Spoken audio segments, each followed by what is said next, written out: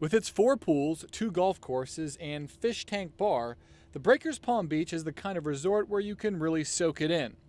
This is where Arkansas Senator John Boozman goes to get away from the bustle of Washington and enjoy the good life with his political donors. Over the last 2 years, Boozman dropped more than $40,000 during 2 weekend fundraisers at the Breakers. He also spent more than $20,000 on a suite and tickets to take donors to a concert at Washington Nationals Park. Over the same period, Senator Tom Cotton spent more than $12,000 for donor events at swanky D.C. restaurants. Cotton has a hold for the Ritz-Carlton in St. Thomas, where he plans to hold a fundraiser next year.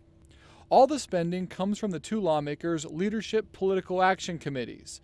First set up 40 years ago, Leadership PACs provided a way for elected officials to raise money and dole it out to other like-minded politicians and candidates.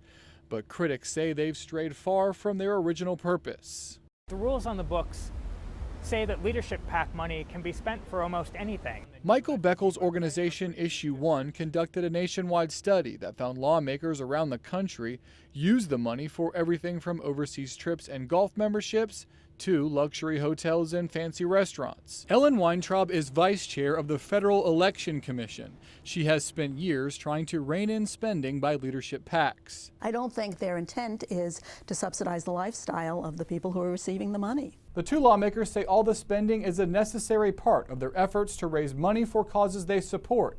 But records show over the last 3 election cycles, they gave away less than half of their leadership PAC money to other candidates, PACs, or parties. I think it is legitimate to take a look at how much money is being spent on overhead versus how much money is being spent on actually making contributions to other candidates. Both Cotton and Boozman declined to talk about their leadership PACs on camera, but in conversations, officials defended the fundraising efforts. They say fundraising is not vacation and often includes busy schedules of meetings with Arkansas business and community leaders. As long as you have transparency. Former FEC Commissioner Hans von Spakovsky says in order to raise money, first you gotta spend it. If you're organizing a political fundraiser, you're not going to do it at the motel down the street off the interstate. Spakovsky says leadership PACs are an expression of political free speech, and there's nothing secret about the spending. I think all the critics of this show that they really don't trust the American people to make their own decisions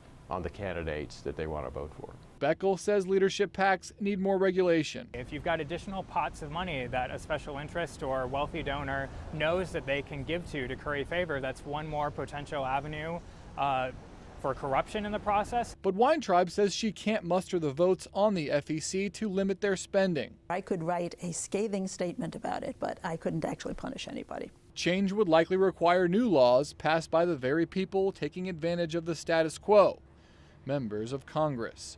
In Washington, I'm Petrimoulx.